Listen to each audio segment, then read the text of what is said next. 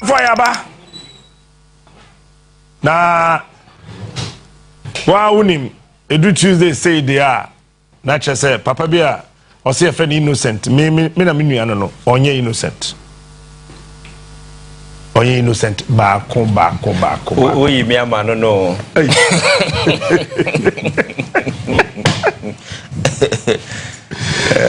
We never Raf ewa ha na Akufo Adonu ya fellow Ghanaians. Say me try say nurse now say our video no na check nurse the video na cho say captain you say oba che we dwa no siesie no ye the video dey siesie I don't editing mo ki kam mom ye try o mo that sa video no embada sanso enemy no abema Lucius or wa na wa ye ho din asen hojo say or the Lucius ne dey eben Lucifer chese ade obeye wo no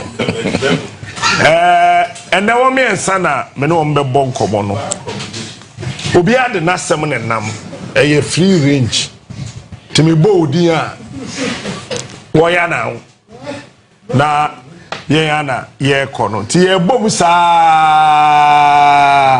ebo 10:35 a na ye we ba me sha sin filusho so bra ko captain me da se Idi ma memfa ai akwanya so na menchi a wahwefo na menchi a NDC for nso abenso baje bra benso be hwe ni nyina na I think say ade ba ko at this time ha dwen yi Galamsey ye nyina nso aniwa sem Galamsey no say a say yensase say a say yensu ne even emu health implications are because this time no ya nyenya some cases bi a I no ho say be wo akra na obu akra ne nsa emba no enuru 5 ebi also kra ebro 5 ebi o kra na aka niti enti no ya de a ha adwen Galamsey nya de a afi ne astarte ye nyina ye nim se start ye nyenne na nsema amanfo ka fa ho no captain ade ba ko a me manage se ye nya Ghana fo a be ka Galamsey asem me nka NPP fo a bebo abanyachi na mu me ka Ghana fo a bebo abanyachi in actual fact say mpanimfo kan asem bi se okọ afuom na uhia nkrane wo kwanso a uduru ntem enti no se president mama betimi akọ Galamsey na wakọ no ntem a ebegina Ghana fo na chia bebebo se bebo na chia megidie se ode ayamhihie enso beden ebetu anamompa ama yatimi asi Galamsey ano kwan na before Abanyi baba no ye nyina na enim ne na akokoso licenses ana ye de ama enkrofo a na be de betu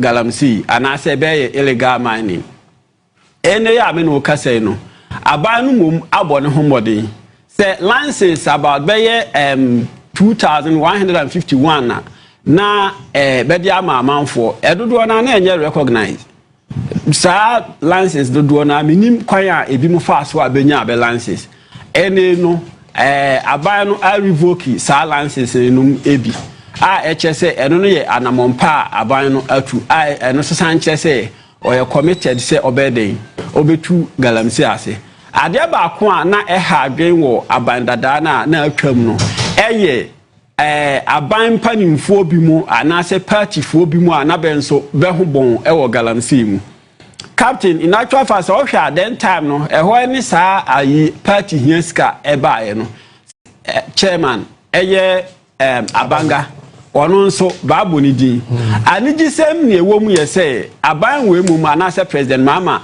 entna so or the ama yokofo se benye den benye hwehwemu ti ye bo abanga din ne ye bo yobi ni din no ejai aha enjaye na I said me mom no me pese me kire steps a aban mom ateki oti ase obi betima aka se enye enough mom because any say bia sa what take those steps no ye gusu hu say Galamsey no yen koso won say Rome wasn't built in a day enye dakro no betimi ede asi ano kwan me wogidie bi say bia niema bia aban no say oye say otumi eya because before aban beba no or can be about a 24-hour economy a betimi de adwuma de betimi de adwuma aba enti no ebi mu abaye Galamsey a be no be excuses abede ma say adwuma eni ho no eninti a I say be Galamsey no at least say 24-hour economy no eni saa enkukon ketenkete na President Mahama kan ho asem no nyina no say start say bede adwuma megidie say eno no emma obi a o to Galamsey emenya excuse say adwuma ni ho nti ameye de me to Galamsey in actual fact say wo hwe ba be to Galamsey na be no be hye da nya nkrofo bi mu a be ha adwen sa o me to me no nya be mum ni be ha adwen eye mpanimfo bi mu a be wo ska betim de kra excavators mo ne sa shamfan machines no san kwa gege nsase no be mum ni be ye nkrofo a be den be hadwen sa nkrofo we mu nyina no betimi a partner with Abena nka batimi eden batimi abie enyuma ama sa mabu nkro na be use be for Galamsey no batimi aba be den atuma ba be yaduma na nsa minim sa wati ase ebi mu complain say be excavators abakra ede aba oman no mu no aban empese obe release excavators no de amabe step ba ko aban atu opese ode ko Galamsey no saade no say before obe kra Galamsey ede aba oman mu no excavator o say excavator obe kra excavator obe kra de aba oman mu no o say utimya authorization and sana what me akra de aba for evidence say excavator na ode ba no o de ba be yi kwan ana say o de be see defense ana o de ba be ye bibi who say even large scale mining na krampo na you have to bring an evidence say bibi say me de be ansana ya ma sa tumi no say obetumi aden akra excavator no de the excavators na e wo ho na e bi the licensing authorization documents then come for year 2025 na fa hin e koy ba ben saka wo nwurem ho ahanti ade ba kon ye geofencing na aban no so ye no say and then wo kra excavator no de ba enya bedu port honma DVL for any minerals commission ebe register excavator no be register we are be the tracker ebe bo ho enti tracker no mom no ebe track ba bia enti the captain me ba me enti no tracker bo tanker ho olodi fuel okay from Tema say we eko Mali eko Burkina eni kwan say ejina baby ya car no ebedru Kumase no na diesel na so kono hu na tracker no he obi de timoto so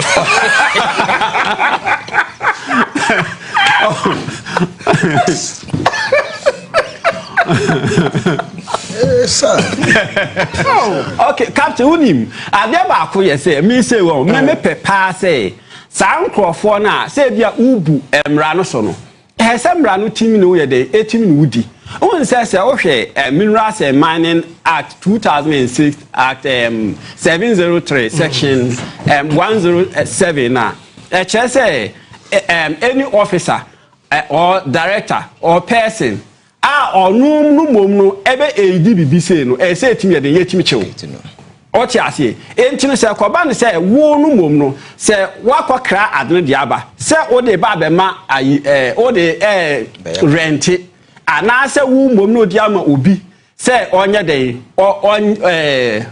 on fanye sa illegal mining no krampo na yetimi de yetimi chew ma ne yeyi what you say enti eno ka ho bi ni ma Wontumi krampo ejina emra no because ebi mo adwen e kire be say I say enyo onu mom ene ye because the time na before now no na oka say kwaya no bi mu ho no ma on like on ka ho ne saa nneɛma no ɛyɛ den ɛkɔɔ so na mmom sɛ wo permit obi wo authorize obi anaasɛ wo participate in the illegal act pe mrana ewo honom no section 107 no ɛkyerɛ sɛ wo no nso yɛtimi yɛ den yɛtimi kyew ma no yɛyi wakyɛ ase enti me pɛ sɛ arrest be timi yɛ den etimi kɔ so ende ya ye kasa no sɛ wohwɛ water pump na saa water pump no baache bɛyɛ 1,000 something about 1,002 be emu 900 ama Ministry of Agriculture and bashi bi ade obi be ka se course abandada nu ye hyehe shamfan nu bi mo na asefo because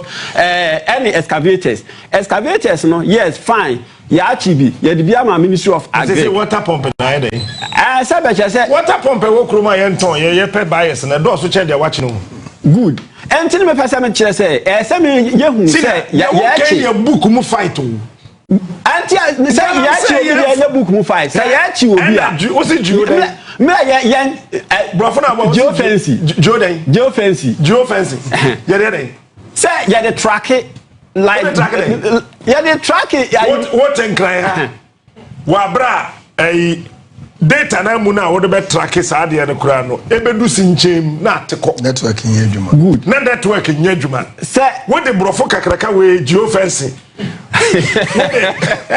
wo de kwai dey captain na shase me gidie say o track na akire uhu challenges bi mu wo ma o ti ase wo be hu kwan a wo be fa so a wo be update saa your friend saying tracker na wo de air adwuma no sen say kra na wontumi enhu ba bi ade no kɔ yɛmfa nse waka se wo de excavator ɛkɔ anwea so be kwai wo be wie no na ade na kwa kodi ebi a sablugu se kodi hɔ no na se yɛtimi kyenko ade a kyerɛ sɛ wabu mra no so enti at least de na wo de abɛhyɛ no sɛ yetimi chewa Ghana ha yenche asma na kai adetina wo stop excavator na chamfan de dakra chamfan no wo hu adetina dakra ye ese bi mu kra bi wa ana se de tina dakra and senti ameka say ebi mo kra nya nkra no mpo aye kra no ebi mo kra bi no de eye wa hande ebi a oye ba who say me say captain but the fact that ha body tap an kan no na me medwen say apart from Galamsey chamfan yentimi fa anya hwe but it appears say ebi mo so the generate am say electricity or something there were other functions intend yentimi ba ne eno no ba eno yentimi ba ne eno no hu captain they yentimi ba ye betimi abande say eni say Galamsey ko na eritu dabi o senti ameka cho say wo ji offense no yes senti ameka say o kra dia ba o hia authorization say authorize say maybe captain o le me dia de no e ba be yi kwan what you say eno ne ma be grant you that authorization ma de ba ye say o de ba bi ku a o ye say o de excavator no ko no eno ne ma ye de tracker e den e de e bo I can say chamfan so ye de ba den chamfan de sesi me nim say ye track chamfan na mo me nim ye say so far no ya chi about be 1,200 pumping machine so good nti no at least pumping machine sa da ka to kitikiti we captain but me person me say aban mom akomete ne ho kakra because before aban yi beba yi no why ya we say your forest reserve no na aban ya watwam yi e 9 out of the is it 80 something 800 and something e the ama out say benye dey amanfo mine wom ene ya me no ka sa 9 forest reserve no aban na age what you say waje enti no at least eye step a what take ya eche say or you committed we ye no kura fi ho a de ayi friends ela na ema kwan say sa 9 forest reserve ne betimi aman wo ho no ene ye na ya yi afi ho no enti no eche say aban you committed what you say oba ye ni unse ebi mu ka say on call for state of emergency captain say state of emergency no ebeba say wo de nema gu akwam na say failure then you can call for state of emergency na wonya nya hwe am share say alternative and udigu akwan ebe ye adwuma na say enya adwuma na ofiti preoccupy call for state of emergency say ban say entwa yi time na time na oba ha ye fa ba so na me call for state of emergency you supported me why have you changed your stand today captain no tell me why I'll tell you abano eke say or the niema bi agu akwan ma or the ba be ko Galamsey ni se ubetie aboa pako a na nsan tam okay say or no ye demonstrations bebree ansa na ado aban no eba power what you say enti no onim say na ado betime de ebetime akọ Galamsey enti a cho say even before bebe ba ban mu no na ba no be alternative measures bedi ba be ko Galamsey bebe duru ye no efeli say efeli dia the state of emergency no eye say obe say afeli and efeli afeli abanu ye 9 months old what you say ne odi niema bi mu agu akwan mu nti sa niema na odi agu akwan mu ne ya hwe say eno no mom ebetimi enti captain me no support state of emergency good nti the ya hwe say alternatives na abanu di agu akwan mu no ebe feli ana say enfeli say amfeli dia fine the failure then yen betimi atena ha ka say yen call for state of emergency me das yeah captain innocent na mencha what here for na menka say na bia menka say if you go to a failed state or manya a failure obi ani ho ye hero and yen nyina ya failure ho. And over the years, and I think that is the kind of state you move us around a power from TV A to TV B. You better professor this choka, because you brought for and say for okay, you know, but my results and yet when they you failing. And the question is the way forward. No, dear Ben, I say yeah, you better making sure say as a minor, you better me I reclaim your old self. Now you be the shining star of Africa. You know, you torch bearer. You lead the way for other African countries to learn from us. That particular accolade in this kind of way, no, you're watching it, and you Ghana be or Maya Sebi. Identity cry na BBM. There is no dignity. And the whole governance architecture na be ade amam for the pesika.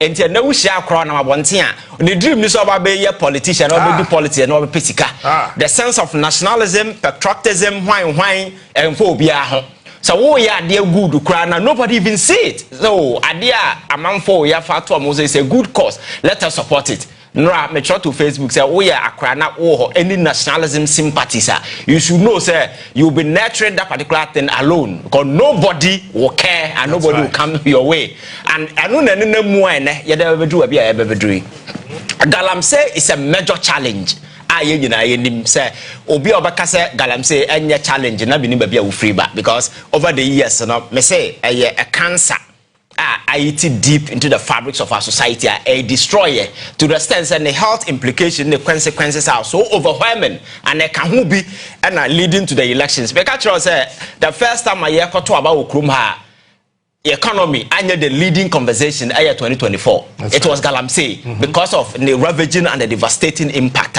na air cost. So the expectation is that things will be done differently. Sabe bit me address it. That be a Oko Galamsey anya hia for ne tu Galamsey o nipa mu tu Galamsey kroma eye ahemfo eye politicians and asofo mpanimfo and other business people ahemfo dey say wa ba ahemfo kan say wa ye ketekete do wo tu Galamsey ni ya ahemfo MPs ministers former MPs yes. former ministers yes MMDCs former and current yes and captain this is the reality and the matter of videos wa culture say we o man there is one thing you cannot afford to do be say we are weak and now say we show mercy so whenever it will be ultimately sense any weakness around the state you are done because man will always collect to the destructive best because naturally we are all greedy so we will do what we do best to make money so it is the duty of the state to make sure say Galamsey be a high risk venture that nobody will even contemplate say let me go into this venture because you know the fate that awaits you. Now, no, Yatiana China and the former agric minister has been sentenced to death. And what now say you call agric minister or China Ona na be fro kurase tu fu se kwaku umia na yakokunu no enti obadwene hu mienu but bisasa kroma yet no punitive consequences by the wo ha ye sanction obi human right no, it's not about human right. Those sanctions are not there, so there is enough motivation for people to do some of these things. And there are people who feel that, for instance, not me no Professor from Pomwating report. Go and look at the names in it. High profile individuals. See, have been to parliament. If these people have been left off the hook, nobody is prosecuting them. And obviously, NDC don't do things that now, from Professor from Pomwating report, ya fananka ya prosecuting the panel who say, as soon as you go jail for 5 years, we go jail for 10 years, then you put seriousness in this whole thing. Sure. You understand? But because nobody is being punished, I am normal. Me waban we Miss Margin so me tetakwa baby, Miss Masasi the NPP for your pomo from Miss Mekwa jail to because Miss Maban aba. What are seven American? So I think that the approach, and because of anything is because we don't punish. And people think, oh, a free day, when I do it, I'll get away with it. And that is why I am calling, say, the punitive sanctions must be so overwhelming to the extent that, I bet me scare people. For instance, there is no single land that can hire any ownership. Opa se siya ko hu asase we nguram baby. Na sha se wusi dan. 3 days after, a man for catch us a land. So it means every single land the Biomudi to Galamsey is owned by somebody. That's right. So Okona asase no. Yeah, the Galamsey a owner. So even if you trace and look for the owner. Exactly. So you punish the person and confiscate the land. The land automatically becomes a state land. You lose ownership. These are some of the radical measures that you need to employ just to ensure that enter all your henna. Now, or the more be some illegal mining. Ebe free nsa yaje ya be sia prosecutor aka ho so I know the day no or the mo bia obadwene hu mienu amanfo kra be fa nwuram akohe se obi na masase so then you shift responsibility to the chiefs and the owners of the land. You understand? And these are some of the measures I say na fei omo hide behind maban na aba and a power from above, power from above, order from above, those kind of nonsense, I think there must be that bland statement out there. Say you don't go anywhere. It's the way a police be banner says or the power from order from above. The first thing you do is you slap the person. Because power is order from above. A man for the gunguro mudi sanse muno. There was a time now no not metis obisine presidency forest our western region.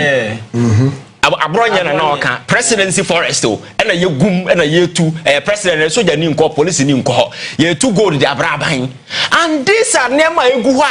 We can prosecute these people and make sure say you scare people because I have come to the realization say nipa desani ye very nyame body nyina de ni hu wom ye nipa. And then who so black people you're dangerous thing whenever you allow us trust me papa in the bed. I'm telling you. So always you need to create a very radical measures. These are the sanctions. But why no create that free room now? Why them say madwen say me Galamsey be manya sika na say me ye na sad no the day obi anya me hwe I don't know what do you have to do nya sika na for honkobo political party and now media for start bribing them on be can be amount the issue will die. You understand? So be this whole talk no is good. Yes, in the spirit of that your friends governance and dialogue is good to engage, listen to people and you put them to good use in as a forum. And Rabi Hunimos, they are doing operations in an forum. Yes, government, we can't sit here and say government and they have demonstrated willingness and commitment. Say indeed they will do certain things. Namos other way, some confiscation. But who land minister all over he's on the in the bush or also here the obey. But me say the year as a resource be free my bar. We need to rise to the occasion and begin to punish people. Captain Smarty to Galamsey. Kurana was more muram no. Yet you boy about foul. I prosecute too. I can't tell a man for say Captain Smart no to Galamsey. Oh, you're quite jail 5 years. To Galamsey. And me one so to be. What to be that. So we yes I near my way captain. And the bit you my scare. Now you make sure say these are red lines and I said no go area. Example no make it yes. I want to be here. Wontumi. Exactly. So for instance, look at Wontumi. This is a gentleman on the forest and wafawo and I was chama man for but some so not the pen paper namuso my percentage gold no mami say these are clear evidence and Professor Frimpong what he made it quite clear in his report. You say reports which challenge ye. So the question is say you see a fight Galamsey a fight ben a chance I will punish nipa. Why are those reports sitting there? Attorney General said, but Wontumi is not the only person. Oh, yes. I know you're involved in Galamsey. Oh, there are several people out there. Ebinum to the parliament and among for the Galamsey sika to parliament. So there is enough motivation. You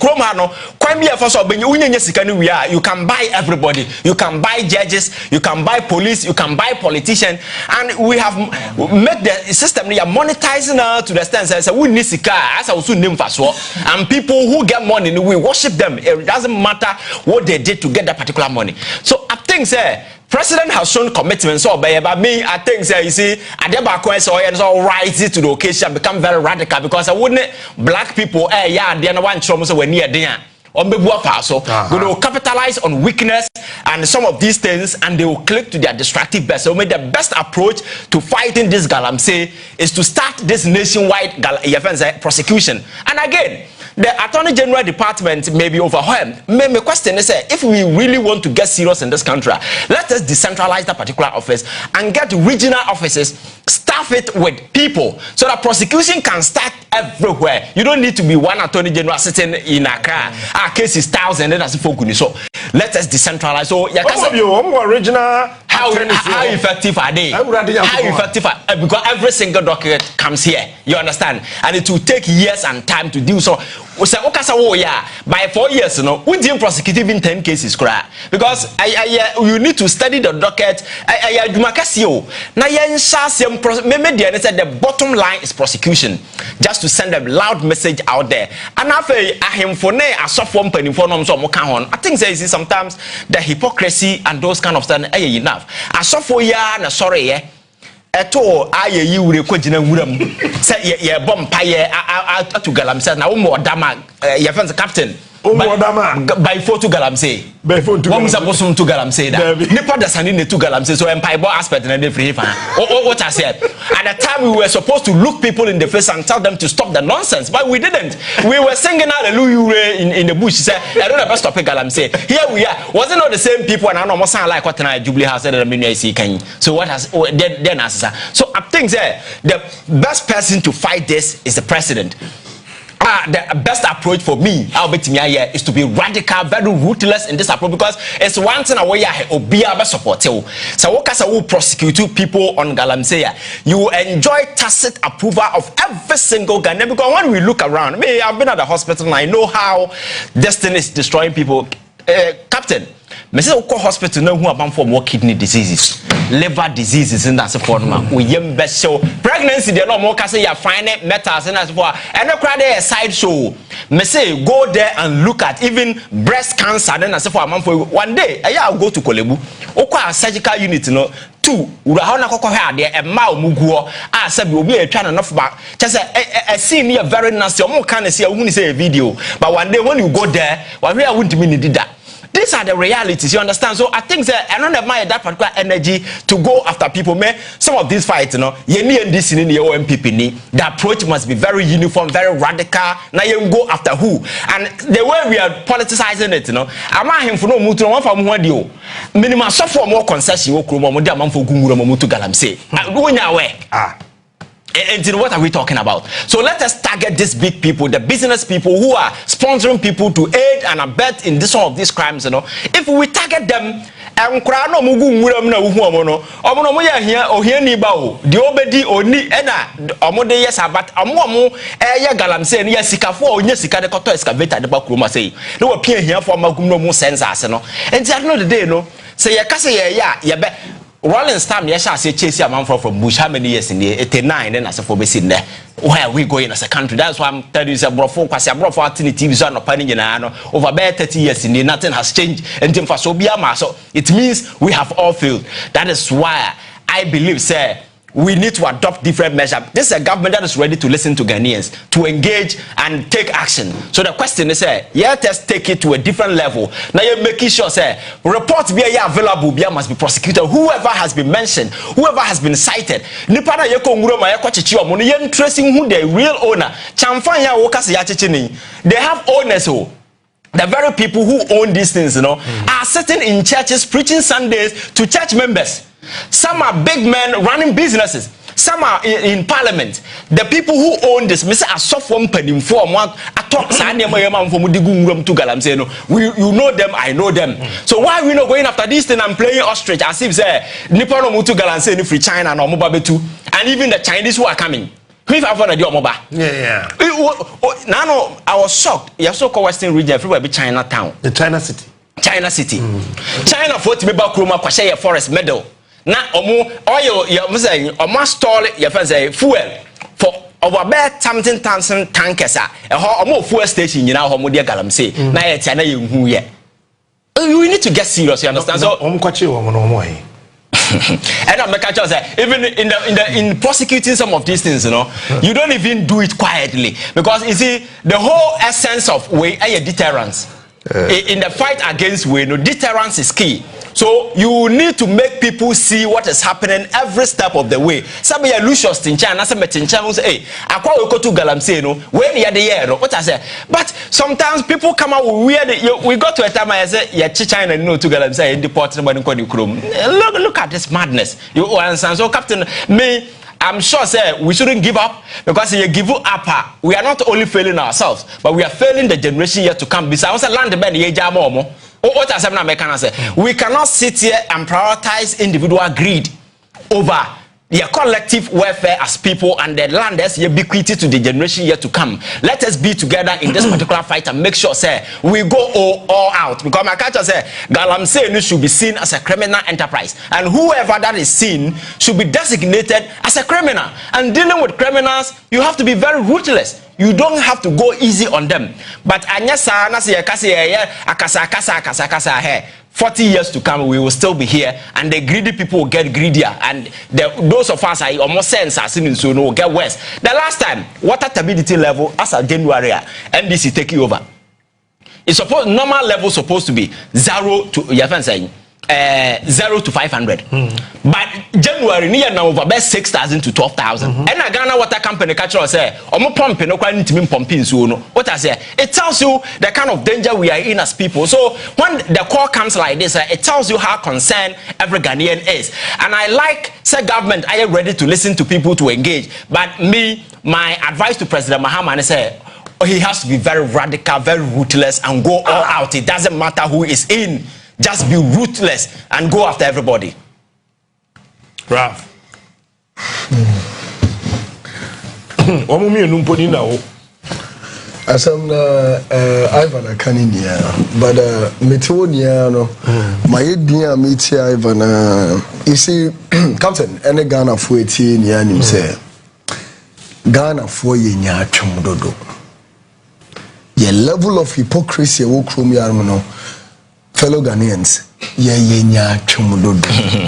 Captain, in the less than 9 months, Nipa bimwatina siyehu the deterioration level of Galamsey and the effect what Nipa ni Ghana hanaso.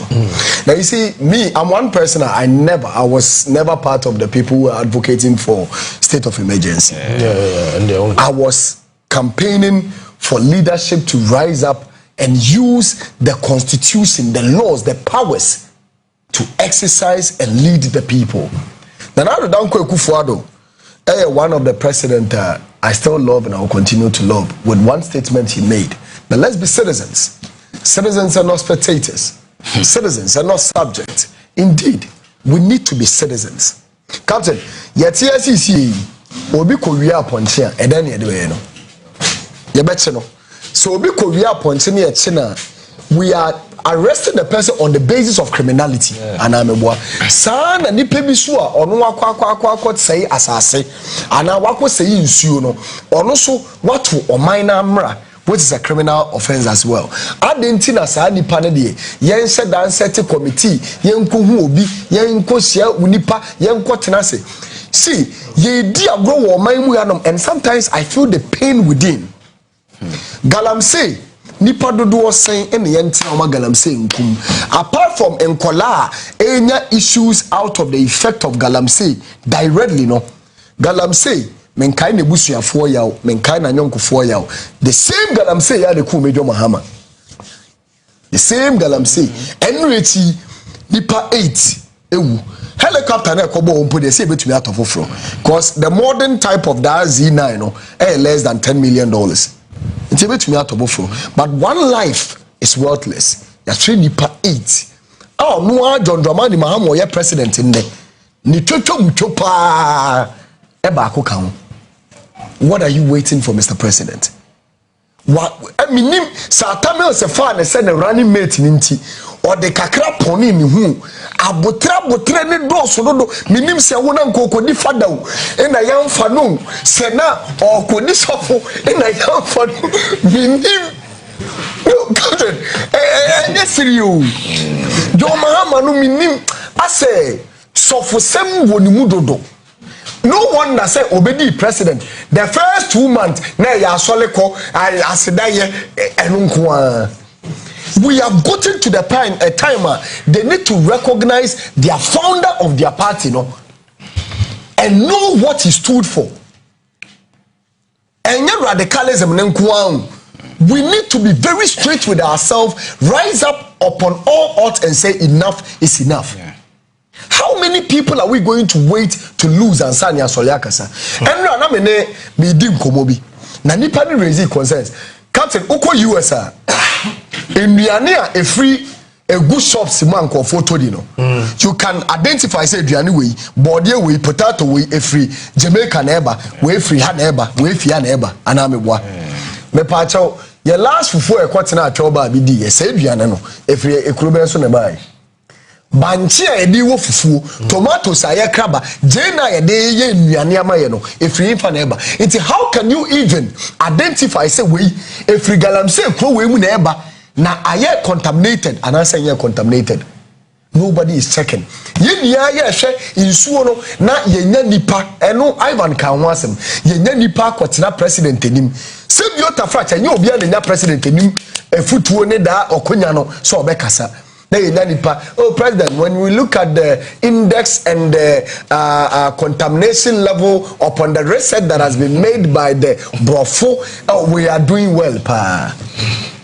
Na me pacho doing welly in so ya wa wo kase doing welly ya the man se fe bi dwale ya obetumi de dwale ya the man se forma okraman wo fi a obetumi de amano. And one of the things that people keep saying sometimes I sit back and I'm like inti ye pese aban we faili president ni faili John Mahama reputation be no di kofie ye kan wo kase oh ya de pa na wo three exams na se wo twa 10 se wo twa nanso we faili abayi ba power yes or ma license bia so bia fentu Galamsey. One of the things are what amai bebre mo omutumi to pompa traceability, how they are able to trace and no be omu pese omu resolve it. So when we come to the Galamsey effect na ekoso omai mu na one trace one exactly why na ehwe men put a who say every way na den start ye pa na mre na start ye no forex xyz and na yetumi asay mu pa why mu na ye adwuma wom yanko hwe mra because enne captain enkoma ekoso pa no oh Galamsey na jinsem aban we ba ye aban yate. One of the people I will always stand up for and recommend Erastu Sasaridonko. He has done astutely well in the fight against Galamsey. Or upe obi a obetumi aboaye forester yedi hwan mu de ko se mu ye ebrebe ya oka ho obetumi amabi o man peyi John Dramani Mahama nto ne nsam frɛ no Flagstaff House wo abrante ebra betena se forest way ebrebe na yekoye eduma wo hwan mu na na ewom no monko form mbra ye say crime does not expire report na akora dada ebi ho ebi ompe da bi report na da ministry ho eda ho into muni no, so indirectly, no, Nyachomana Mekano, and wow. And at the end of the day, Captain, may come a last court when I was reminded for this same Galamsey fight. Me mama prenti atade bi breme. Na asema bi twrogu mu no, me yeso say judge ne betena edwemu no. Ohun say me kasa chele no. That is either we speak up now or the future awaits us all. Adie na ebobo ba na yedi agro te say hwinsi ye no bibi siba na ye twenya na adie de bia meten say o man peyi kan say when it gets to the time of declaring the state of emergency I will do it. O man peyi, I am not one person that will subscribe to the state of emergency. I am someone that is subscribing to the fact that we have soldiers, we have police officers that are willing, in fact, Captain, ustudio ha yeah, my police phone bunga countless of times in Mefa Unko. Oh. Come on, now we need to be phone bunga. Let's stop this hypocrisy. There are certain young men in this country, even in your government, and remember Bakudi, Mustafa Bandi, one of the people, Semana, no, yeah, man, will Chromia. So you so now, June, that the Tribunal commander who say, or you're the Casano, Eddie Ye Duma, I shall go for Bimo Onoma. 2028 in point to not to talk of yes, bar. Now, Ghana, and I had to say, let everybody feel. Let me come and replace and do you the same. Inti say Galamsey na ni etu a mosoma ba mosoma meyebi we mosoma nkobi na yete man ni mu na se biota frache enyomafo ni nyomebufu ene minua yi ka say ye the tracker bi aba ene the boy excavators ho na ye nim de ye tu Galamsey no na se wan fa nkwa nkotu a chairman onwu amune ye that TV so ye hwe we etwane nra o ye twa we nra nipo okotwa sa video ye twane nra Captain Mohamo. Ye che. Since ya de so mo ye ne say. Omo nsesa mmegunu no na ade ba ko ye me ya ne say. Yet my mu a police for omo ye willing to fight Galamsey. Ye mfa omo nko. A soldier for ye mfa omo nko. E na ye say ye training ko for ye from blue water guard. Na police for ni a soldier for to me stop ko no. Blue water guard for. Mo for mo ntrefie na nka sisi we. Amure ya Captain mu ko twa yi. Nanka ya the boys no yakone nam wa na omu ye adwuma no excavator operator da ya so mu boys na mo be ye wose ya so mu say ye se campaign for no ene enkoche campaign no so ye hu no na campaign no so ma hwan osoma agbo ye odira no mu nim no oh wo de captain me ba say campaign ye nim no enso ye gu ye de agusi ye nim no ene ye de abrantie ye on se dikai ene de ye wa bo ne Chelsea Jesse odidira hui akwa si amunanim ye ba pene ya ma osabol now mo na excavator 2 ye no ye de wagina no se fele na wa se wutu na wa beti start se emu hyehye wa unia o hwe bi be ka children se ke de we sisi a ye di discipline go for unim sa mo na ya ma o shabu no mo de fele isa ene na me nko site o etena me nko campaign ne frɛ na tale mo nko ye dwuma be de etena ye me won si no e betwam go time video a soldier for na kwache nko for na ye mo fele amuna no me nko onko o meko o ni e chewa ye ni wakogine bi ade no Galamsey amena no empedo do se na munkum nipa sele omoko oh hwe chairman enu nti na enye adwuma nti na omoko e scanning dia obi obeka cho say people who are doing Galamsey bia no as a result of joblessness no captain nipo to me clear excavator excavator baako Auto cat, metumi amount cat over $120,000, $150,000. Auto sanu a friend say KSLO said man cat those machines in Indiano any hygiene sanitary those machines in India they never wear fukura woman no any less than $90,000. Me pacho plow yet on is saying plow ye de plow asase ene tiotla ne da agrek fo ni bubo mai into those machines e ni efu nia no commercial farming ene de tia no mo be ye one agrek hub bi ye friend say exhibition bi wo friend say parliament house ni mo da na conference center almost agric nyoma water sprinklers and idea to me the industrial farming. Now so much to me akoto excavator $120,000, $150,000. Untumi koto da machine no. Nti nkamu bi na nka se ekuro de ye dwumanti na omo ye galamsey dia asase ne nye gold nko ane wom. Sa asase no so yesa dudua bode mane yi. Ye dudua manche mane yi. Banken ade nti ne yemfa nye no se ye dwumanti na mosem wo ya. Na nka mbebunu na omunye adwuma anye no yemfa saa same asase no yemfa nua banche yemfa nua bode captain. One of the things are in there sika bemu pa banchifuo adenti ne yemfa sansa ase no yemfa ndua banche na sika ni bire enti na because of mine no indiscipline any lack of patriotism na pay for no more no patriotism no how often do they even exhibit it enti the owa say no nkonkoye onye it is hard time that if yeyemu yempe info ne edi omusi wono so mo nya yeyemu su nipa na den yeye captain eno na wo kape yesi o da bi aban ba ku no twemu ni de na wo frɛ say aban ne nye enne de wo frɛ say nipa na nye because as you go forward in life you re-strategize yourself and you build the different things that eventually am achieve whatever you want to achieve in life. Now go down to this your frɛ president ejaya na enjoy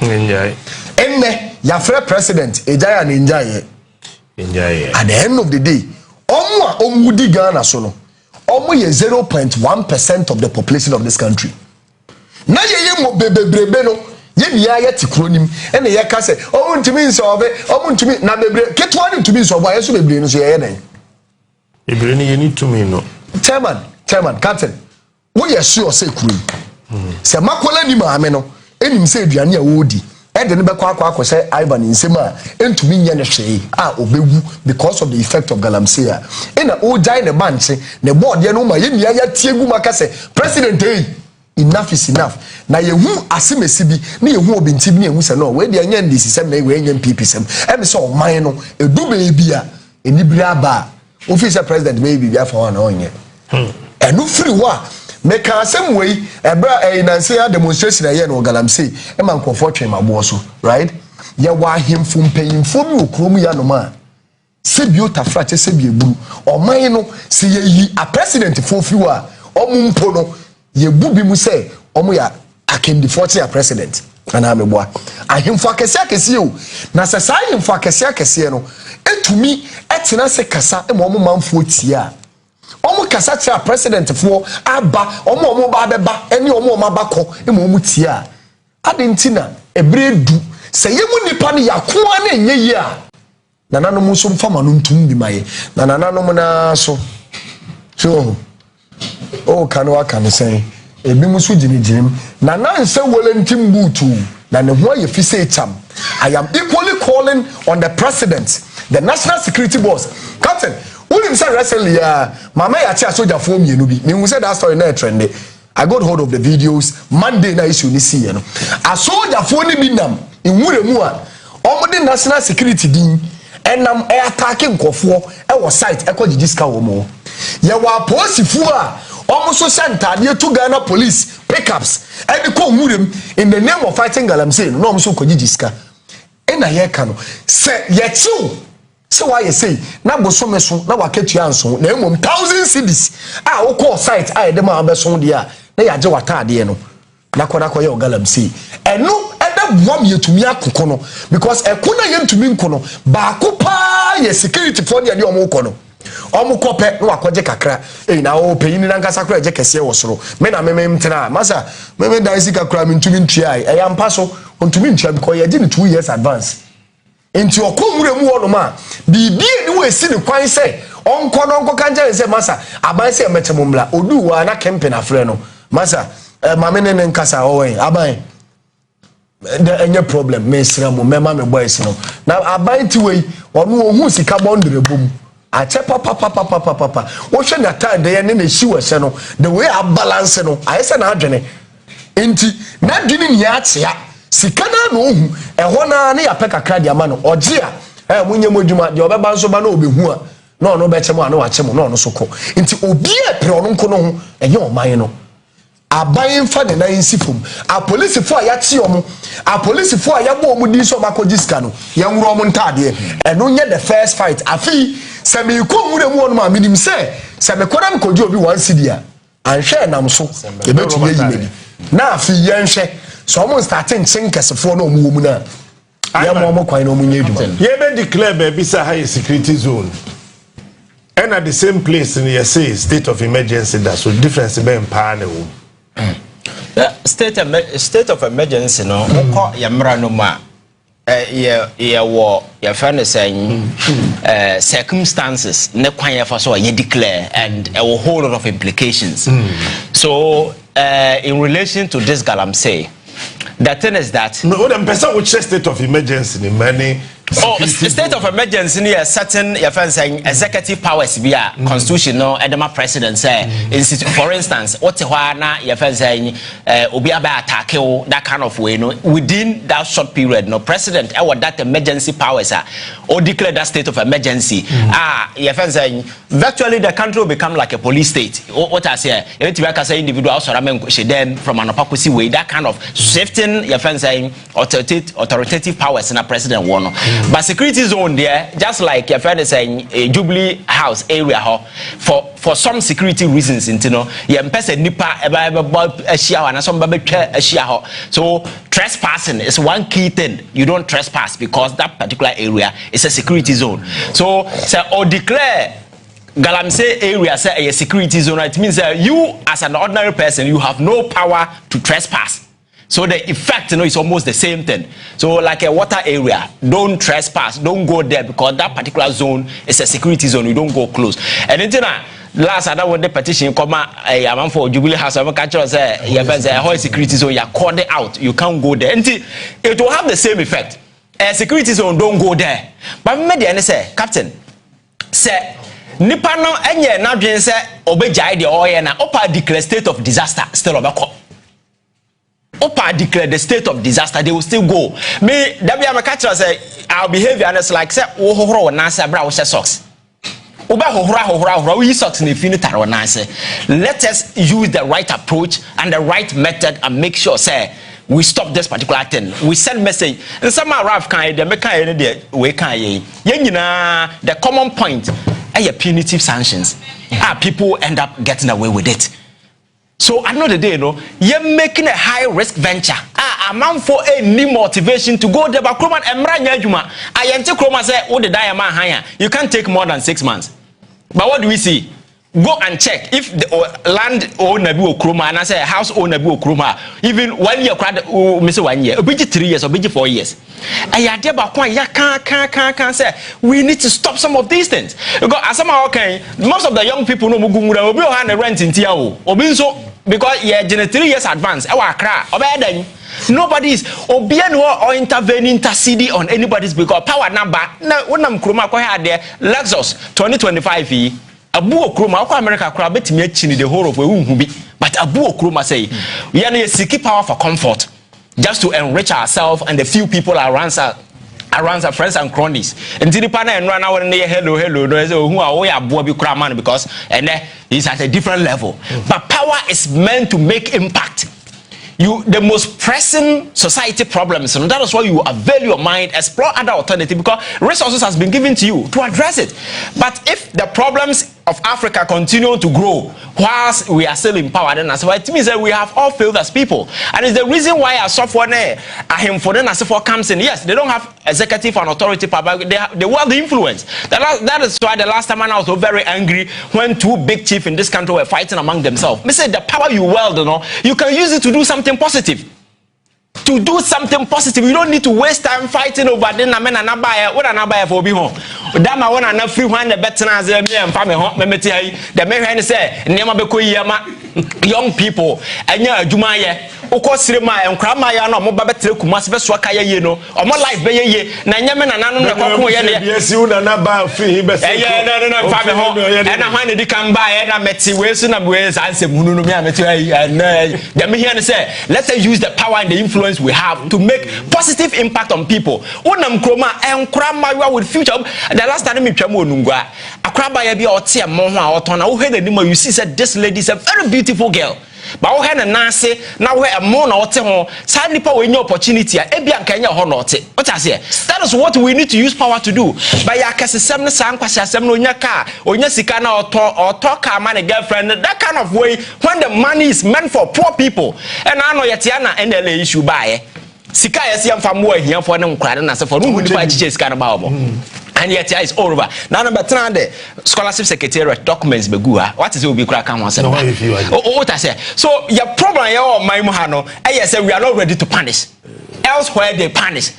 Now what other countries are? President Kwara prison. The last time I came South Korea, President now is an anonymous pamno. Donald Trump no man in Samanku. Yes, South Korea president knows Oma pamno na Oma batua by you for. President or EFN declares emergency powers. The whole and some by Oma Unity. Oma sacrament coffee. That is what we need to do. You understand? Me say power na with us the people, but we don't value humans. We don't value the resources that we have because like Africa value in Krofua and Kenya Hana your captain among all the Nipa we are seeing in Africa when it comes to natural resources they're the richest, the most valuable human resource. Niger one of the populous youthful population more Niger. Our fertility rate somewhere around 7.1 and as for young people are there. Then ubesi o na crack eto na opia na de so to na de na 21 year no to da de akwa he when we see those things we see as yes yehuni normal but these are people with potential onyakwan kwatra France and ke bi okobo national team but we see it lightly. You understand? Let us use power and asofo mo na hia 40 sorry them Monday to Sunday no they don't even care. It's about making money. No ban Rolls Royce. I want to know about catcher. Sorry, my Minister of Mama called France. Kwasia Samsa. Here for the team. What I say? Yes. What I say? So I think, sir, we must begin to use power to influence, to motivate and impact people positively. Because I believe in say, who building nipa? Ebe build your mind. But one building nipa now build their dining as a former. Your friends say empty way so when America started, they started investing in their own people. Individuals got the freedom to exploit, experiment, did whole lot of great things. Individuals sat down and they came out with these innovative ideas. Power cry and USA, you do like to Kumasa, they don't even have power. But that be Ivan Umudu circular overhead Nasi baby fire service one. Traffic light is one. I say a Buddha from Nipe Temu Hokoba. Can US 40 ya? Any day here, young Mebune and you move Ghana, some quiet. Now that mass and science quiz, no, a young Colania, the only day Ghana. The Yenimani Yako HB plus S QS. Correct for 3 points. And after all this, chemical, whatever, and all the scientific simplify at the end, sir. I have to. Oh man, Ghana. The calculation of calculus x by 4 minus 6 by 2 factorized by the 15 people that went into the sound. We want you to find the x of the number of people who were able to travel. 6. Cry for 3 points. But Captain, wait a minute. It's also tell you, sir, and they are very smart and very intelligent because you do that thing is for mental exploration. And Nipana what me yesterday within a short period. No, you should be proud of that person and make sure that a lot of stuff. What I say? That is what it means. Secondary school say I no say Charles factual letter when was our letter no. Say Sika say they call ye maths and science quiz no. Abayin from my into this year. Sorry, we won't be here. Okay. Into hangi. But with him, multinational companies no more big MTN as a phone. Almost sponsored. Almost sponsored. Yes. No, it's about your priority as a country. You don't see that as a priority. The last time I catch Obi Silekins one for such Obi or when your friends saying a first class at University of Ghana. Because nobody will even call you and congratulate you. And I will put a first class. First class. So we don't recognize those things. First class. Exactly. We will talk about what I say. At the end of the day, what is the message you are sending to young people at school? Says, I know, a crack in the brain. What is the end? Because at the end of the day, if they are rewarding people for appointment as well, they're not looking at whether you are brilliant, intelligent. It's about who you are, your godfather, the kind of influence and so forth. That is why we are here today. We live in a city. You appointed ministers of state, CEOs. In fact, say appointed as a nipa bia as a baby. Captain, before and son, I will be Bawumia. Now, baby. Time I will bahano. You sat down, had a clear plan for what you are going to do. Right? Yes, because what the who number 4. And now mote a petition counter chairs and so. So I think now cover person about the cover the no man son. And be somehow. And I'm Michelle Blue, number show Buntem na me Facebook no. Now the patron and I show. The patron the theater go na heavy. And I do a social. Let me say Bawku boyfriend and I could so baby. No so social. O me yet remember can and a year nipa bibe kan ho na year 4. Yes or na yenya 90 views. Me pay ha no start so mo bob se be na do nua ya de o. Ye views yes yenya 90 see Jesus Christ mewu. 90 ya de leadership. And the idea was that for mu tubrika irrespective of the obiabeka. Nti fe na obi atu for me nti o kama sema yeye. Ma teaching na ye call na ye nam ha captain, we don't do it like this way. If you don't do it like this way, this is how I want to do it. I want the results. Na ye call na ye twa mo samanko na ye media commission for the letter ba na we the krata fiamba me minim the debitima me was a strategy plan. Bam. We are talking about and in the plan. It's even president appoint will say Banabeye a minister, Banabeye CEO. You gotta have a plan as an individual. Plan the same. Or plan how they Babaya because before how would you know? Unam Kroma, who problems, you know? And you say to yourself, me pa minya pass and the miya, minya pass and the miya. And when you have the opportunity, what do you use it for? Oh, you name any honorable. And the one fancy who friend Captain Smart. Hey, my friend, you don't call honorable like that. Honorable Captain Smart. And Nippon did actually cry and who is she? Like you, I don't. And you know my friends, I know. Captain, what him see it now, and I'm remembering the minister again. I will continue to be on the Greater Accra minister every day. Everybody here. Greater Accra minister. Okay. Your host is here. Oba yo host is here. And you know my 120 days will come here. So I so light 1 year. And then me to me man Greater Accra. Baby be a light so every street light me to me on the account. From Flagstaff House to a friend saying are you mensa? And I say Pediase Lodge. Me to me on street light so near. Captain ne 120 days no upon one empower. Recently me who say 9 months na 120 days. Or say your friend is saying MNDC is for they say wow 1 year with you know. Are you doing your job yourself, Mr. Minister? Kroma you fee today when every good leader and a visionary thinking civilized leader should be bringing on board the bastard boys. Any certain young people say no. What do you think we can do? Any day here I know what the Mayan and Kenya. Your friends say Ethiopia. Who should the media now a daka kwa ni muno? The way I get dear flowers woman na ya kono. It's yet ye Kewo. Minister was Lord of mercy, man. Appointees in the Bawku so took an okono who say you dear cane palm trees or Australia. Tew. Or DC cry. Not even China or Kaon Crawford. So when D Amakofi Buechi and Australia, Kortigana, when who came palm that say you do money for free. Inti wakwaba fe no wakusua na wakuhu say you do came palm flowers o anya hwe flowers. Na say no emfaso bi. ɛno na obedua na